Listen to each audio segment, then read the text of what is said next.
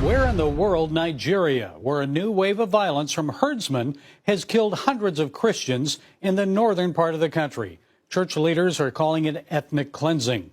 Joining us with the latest from Abuja is CBN Nigeria Director Felix Oisomoje. And joining us from our Washington, D.C. studio with the latest is Emmanuel Ogebe.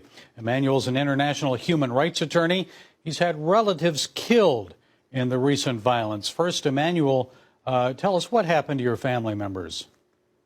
Yes, Gary, just about 10 days or so ago, there was a horrific massacre in Plateau State in north-central Nigeria.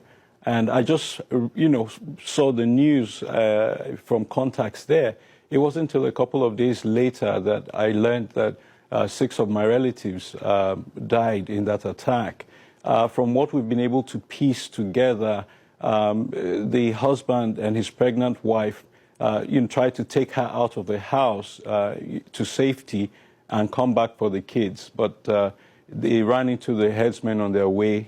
They shot him and his pregnant wife, and they went into their home and they killed their 4-year-old son and their 6-year-old daughter, who were asleep in their beds.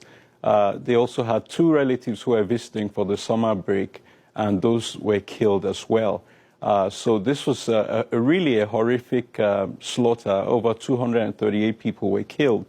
And Gary, what breaks my heart is the brother to the gentleman who died says that the family spotted the corpses and they said, we want to take our corpses and bury them. And the authorities refused and insisted on giving them a mass burial because they don't want the truth to emerge as to how many people really died in that horrific massacre in Plateau State.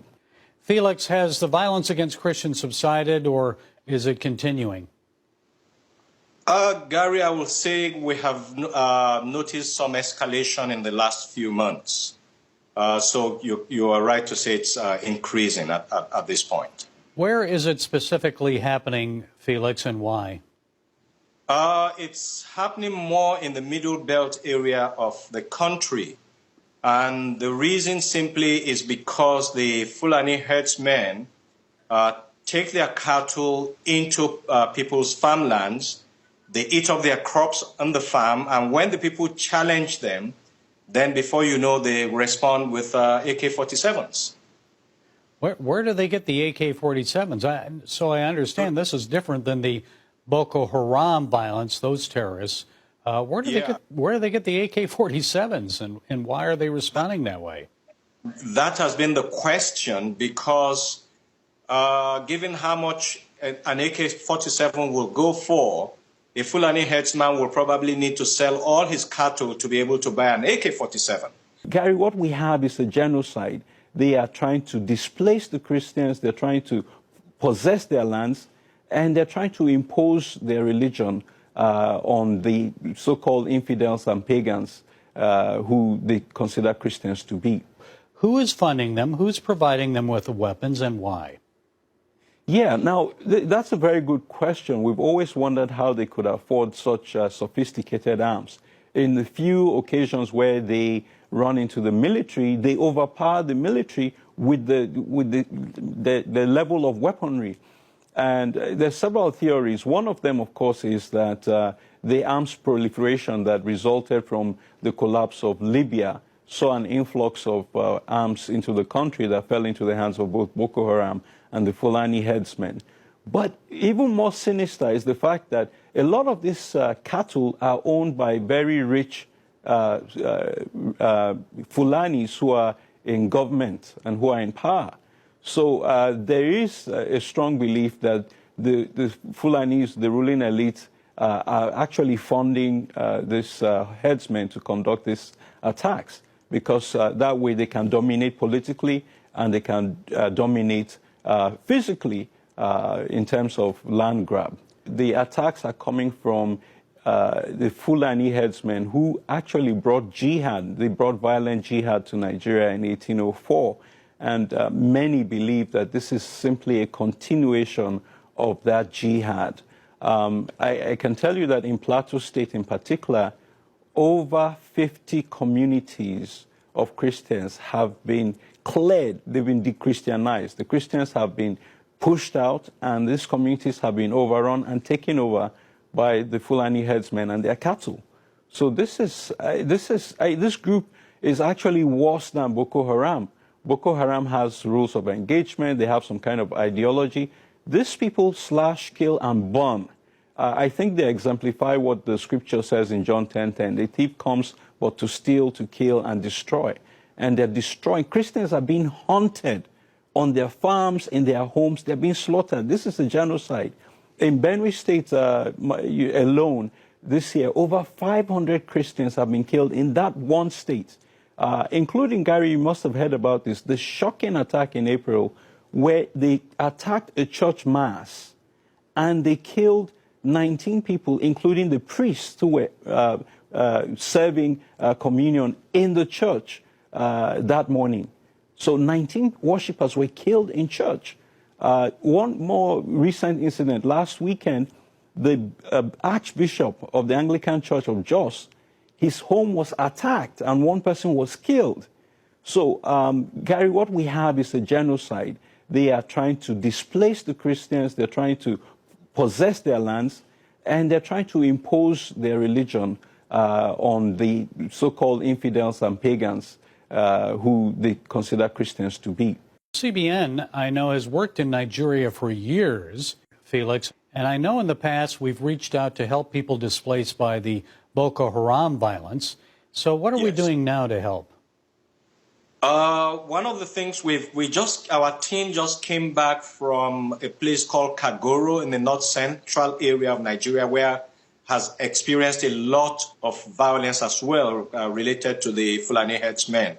We just came back from doing a whole 1 week of free medical services to that area because a lot of people are suffering with no medical attention. So we've been able to go there and provide free medical services. And right now we are talking with another group on the outskirts of Jos that just happened this past week. We are talking to a group there to see if we can go in there, probably do a medical mission as well, and then do some kind of empowerment projects. And so we are talking, but we can't move in now because it's still too volatile to go in there. So we're waiting until things settle down, then we'll go in there and see what we can do to help the people. So what can our viewers do, Emmanuel? Well, there are several things that could be done. Obviously, the first is prayer. But we're at a point where thoughts and prayers are not sufficient anymore. Over 2,000 people have died from the violence in Nigeria this year already. We're talking about deaths in the thousands. Nigeria is now the deadliest place in the world to be a Christian. And so we need international pressure. The UK House of Lords just last week had a debate, and they said this is no longer a herdsman-farmer conflict. This is genocide. Most of the Lords were consistent in their depiction of what is happening. Now, in addition to that, we need aid. You know, I know that CBN 700 Club is in Nigeria, so if people support CBN, we know that CBN will deliver to the people who are afflicted. But we need the members of Congress, the U.S. Congress, write to your congressman. They need to appoint a special envoy on the issue of Nigeria. And also the United States needs to not sell aircraft to General Buhari's regime. The Nigerian Air Force has been used in attacks against Christian communities that tried to defend themselves against the herdsmen in Adamawa State. The U.S. shouldn't sell aircraft to General Buhari, who will use them against Christians. And so I think there are lots of things that can be done, but these are some of the key things that should happen. I think one of the things we need the most is prayers, because I personally believe that nothing happens that doesn't have a spiritual background. So whatever is going on right now has some kind of spiritual underpinnings, and I believe that if we begin to deal with it from that point, it makes it easier. After all, the Bible tells us that we do not war against flesh and blood. And so we know that there's spiritual issues. So we need to pray. That's the first thing we need. We need prayers that God will continue to protect Christians wherever they are all over the country. And the other thing, too, is to sensitize the international community to what is going on here, because I believe that once that happens and people know that it's not only Nigerians that are crying out, that then probably it will make them begin to see that people are taking notice outside of the country, and probably that will dissuade them from their plans.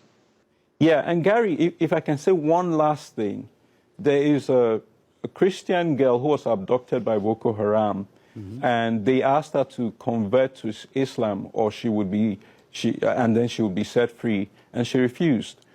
She's a 15-year-old girl. Her name is Leah, and Leah stood for Christ and has been held by the terrorists for 135 days now. So I want everyone who hears this to pray for Leah. She's a genuine heroine of the faith in this era. And there are many of them there in Nigeria. We appreciate them, and we'll be praying for her as well. So Thanks, thank you, Gary. Emmanuel, for joining us. God bless you.